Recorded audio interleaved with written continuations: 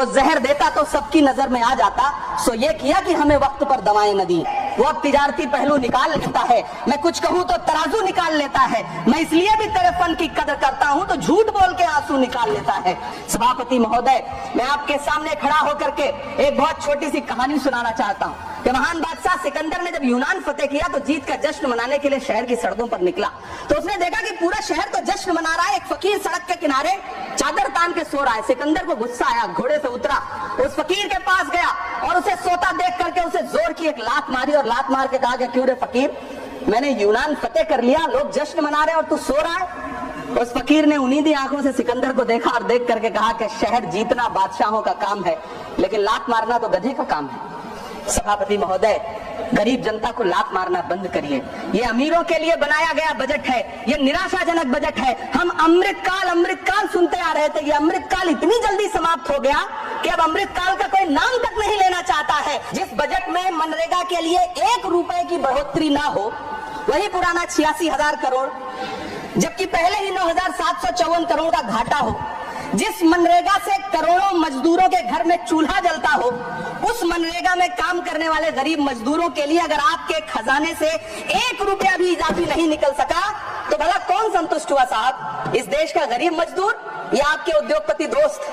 वो जो महाराष्ट्र में लोकसभा और विधानसभा के बीच में 40 लाख मतदाता बढ़ाए गए थे, अरे उन्हीं के लिए मनरेगा का थोड़ा सा बजट बढ़ा देते। क्या उसमें मनरेगा का एक भी मजदूर नहीं था 40 लाख लोगों में? सारे के सारे 12 लाख की छूट वाले से आगे के लोग थे। जिस देश में 40 से 45% मेडिकल फैकल्टी की सीट खाली हो, वहां बजट में 75,000 नए मेडिकल सीट्स का ऐलान हो रहा है। सरकार बहादुर, कम से कम इस देश के पढ़े लिखे युवाओं को तो मूर्ख समझना बंद करिए। पहले 7500 मेडिकल सीट्स बाद में बनाइएगा, पहले जो एम्स में 2161 पद खाली पड़े हैं उनको तो भर दीजिए। वित्त मंत्री जी देश की संसद में भाषण दे रही थी तो वहां मुंबई में कोई गरीब इंसान जब अपनी जेब टटोल करके अपनी मोटरसाइकिल में 1 लीटर पेट्रोल भरवा रहा था तो उस पेट्रोल की कीमत थी 103 रुपया प्रति लीटर। आखिर इतना महंगा पेट्रोल डीजल खरीद के कौन संतुष्ट हो रहा है? इस देश के गरीब लोग या फिर सरकार के चहेते धन्ना सेठ?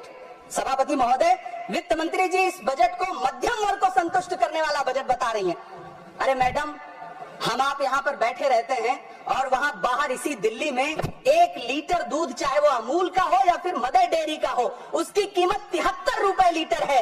इतना महंगा बेच करके कौन संतुष्ट हो रहा है? गरीब जनता या आपके धन्ना सेठ दोस्त? सभापति महोदय, इस सरकार का बाजार और महंगाई पर कोई नियंत्रण नहीं रह गया है। चाहे देश में लहसुन 400 रुपए किलो बिक जाए, टमाटर 100 रुपए किलो बिक जाए, प्याज का दाम सुनकर आंखों में आंसू आ जाए, लेकिन वित्त मंत्री महोदया बजट में महंगाई का मां भी नहीं बोलती है।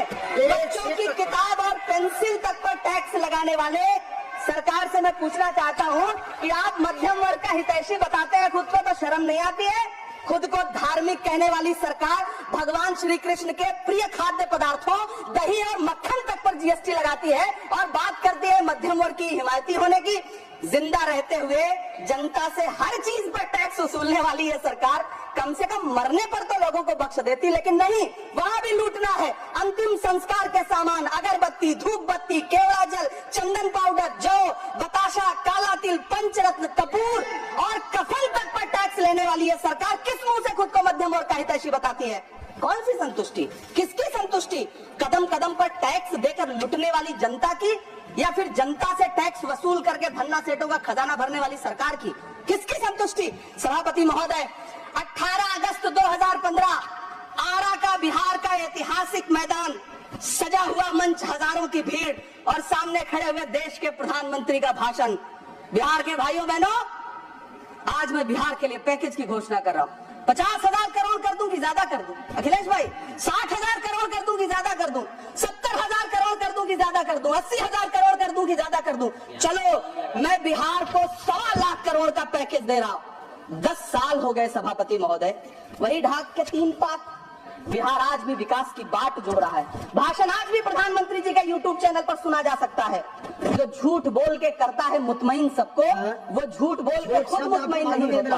सभापति महोदय, ये तो राहुल जी का असर है। कौन सा शब्द सर, कौन सा शब्द? झूठ। ठीक है सर, मिथ्या बोल करके, जो मिथ्या बोल के करता है मुतमईन सबको, वो मिथ्या बोल के खुद मुतमईन नहीं होता। ये राहुल जी का असर है।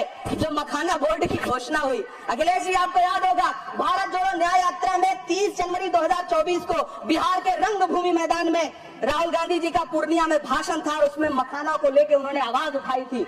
ये उनका असर है कि आपको मखाना बोर्ड बनाना पड़ा, वरना तो आप मखाना बोर्ड बनाने वाले लोग हैं। सभापति महोदय, बिहार को झूठे पैकेज और चुनावी दिलासे देना बंद करिए।